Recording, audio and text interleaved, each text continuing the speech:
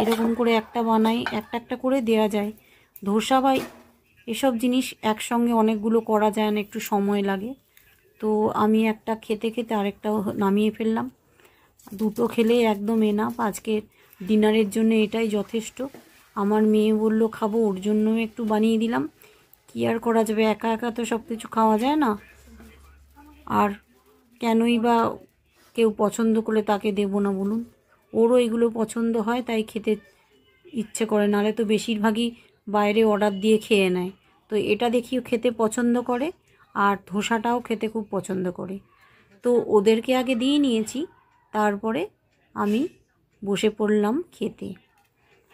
আমি অবশ্য সবার শেষেই খাই, ওদের একটা একটা করে দিয়ে নিই, তারপর আমারটা খাই, আবার একটা একটা করে ভাজি যদি দুটো খেতে চায়। তো খেতে কিন্তু সত্যিই খুব ভালো এবং হেলদিও। আমি কিন্তু এগুলো খেতে খুব ভালো